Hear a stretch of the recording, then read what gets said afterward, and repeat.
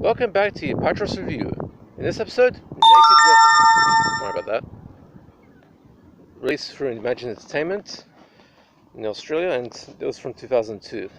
Now, welcome back to the Apatros review. I'm your host, Mila Sipka, and join me as I take a wild ride through the world of science fiction, action, and horror, all from my personal DVD collection, about 1,200 DVDs, plus a few Blu-rays, videotapes, TV shows, video games. In fact, my next review will be about a video game, and so on. Now, this episode we look at the film Naked Weapon, which is, as you saw the cover there, which was a 2002 Hong Kong action film directed by Tony Ching Siu Tung, and was written and produced by Wong Jing, who also gave the world the 1992 cult classic Naked Killer. Now, this disc, as I just showed you, was released by Imagine Entertainment, which was a label, a subsidiary of the AV channel and Madman Entertainment, which serviced DVD rental video stores at the time. They're no longer around, but Madman Entertainment is still around, and they have other subsidiaries like Umbrella Entertainment and so on. Now, for the story. Back in the early 1990s, producer-writer Jing Wong made a huge splash in the Hong Kong film industry and earned some valuable street cred for making Naked Killer, an insanely cheesy yet awesomely entertaining rip-off of the John Woo action classic The Killer, only with hilarious dialogue, some crazy action scenes, hysterical slapstick comedy, and a jaw-dropping lesbian sex scene that made the film a cult classic and one of the most infamous Category 3 films Hong Kong ever put out. Now, for those who don't know, Category 3 is a Hong Kong version of the American NC-17 and the Australian R-18 ratings. Jing Wong has made other films, but Naked Killer remains his magnum opus. He didn't direct it, but he produced it. In 2002, he decided to remake his masterpiece, but with an eye for international release, so he turned down the lesbian themes and instead made a more conventional action film. But instead of making another classic, he came up with this silly thing in its place. Cohesive writing is not Jing Wong's forte. Naked Killer's story was ridiculous, and the dialogue hysterically bad, but the way it was put together made it work on an insane type of logic. Alas, the same could not be said for Naked Weapon, which instead seems like a turned-down, tepid remake without anything really resembling substance. The film concerns the plight of 40 kidnapped 12-year-old girls, all of whom are excellent at either athletics and martial arts, which kind of begs the question of how many 12-year-olds out there you can consider to be martial arts experts, all of whom have been brought to a remote island boot camp to be schooled in the art of assassination. You know, this usual stuff: military training, small arms and hand-to-hand combat, and computer hacking skills, human anatomy, and how to navigate the catwalk at a fashion show. Any student, and I use that term somewhat loosely here, who disobeys an order or who tries to escape is instantly gunned down. And you actually see early on a 12-year-old girl getting machine gunned to death. Ooh, that's nasty.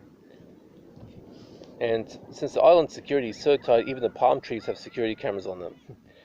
6 years later, and after the brutal training and elimination matches, only 3 girls graduate. Madame M, the mysterious ringleader of the program who heads an international assassination agency, sends out these 3 young women into the world to become the ultimate assassins. Things hit a snag when one of these China dolls, as they're called, Charlene Ching, played by Mackie Q, accidentally runs into her mother during a hit, and with a CIA agent trailing her making contact, not to mention a psychotic Japanese yakuza killing Madame M and making his mission to kill all 3 of the China dolls, to avenge the death of his business partner. Only Charlene survives long enough to ice this wanker for good. Now, if you're looking for a well-written, acted, logically motivated film, then I suggest you run away from this one as fast as your legs can carry you. The script is utterly idiotic, and the film goes from scene to scene of an episodic nature without there being a single unifying story or purpose to the film. The plot is thus very flimsy, and dialogue is atrocious. The scene where the CIA agent and Charlene meet up in the back of an ice cream van, which is where the container is filled with boxes of Magnum ice creams, product placement, and it's very cold, but you can't even see any breath from the actors' mouths. It's filled with romantic dialogue so unholy, it looks like the devil tried to write a romance novel, but didn't know how, so he took lessons from E.L. James.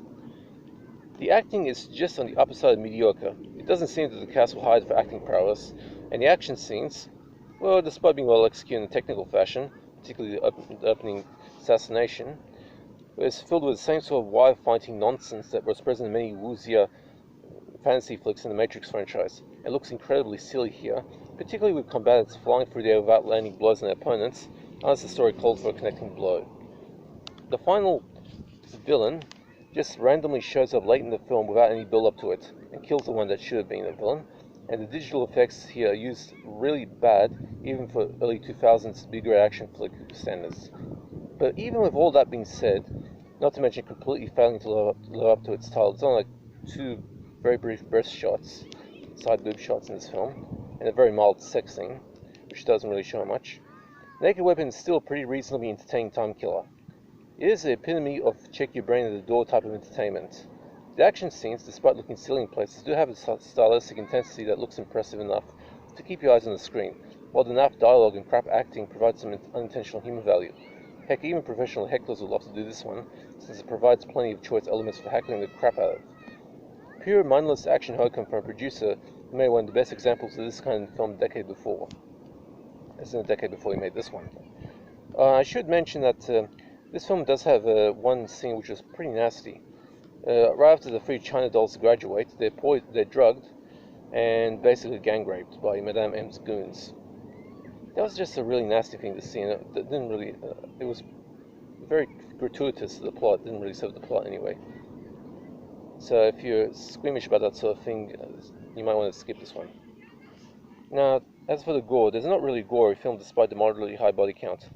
Digitally rendered bloody gunshot wounds, and a female assassin getting taken out when a thug she fails to kill during her mission fires a rocket launcher at a car. And by the way, also, I should mention that, what was it? One of the actors who played a Russian crime boss in the film was actually fired from his job as an English teacher in Hong Kong when his employers found out about his appearance. He sued them, but he didn't get much of money out of it. He just basically contracted annuity or something. Anyway, as for nudity, damn, I really wish this film lived up to its promise. That being said, there is an admittedly rare chance to see some boobage here, with Marie Fortson, who plays the assassin at the beginning of the film, showing her breasts during a brief sex scene as part of a mission. Actually, you only see about her side boob shot twice. And Maggie Q, the Q standing for Quigley, showing part of her breasts during the sex on the beach scene with her then partner at the time, Daniel Wu. Now, this film pretty much gets a C+ from me, a 5 out of 10, meaning it's passable. But I say though, the advice, if you want to enjoy this film, don't take it at all seriously. At all. Works better that way.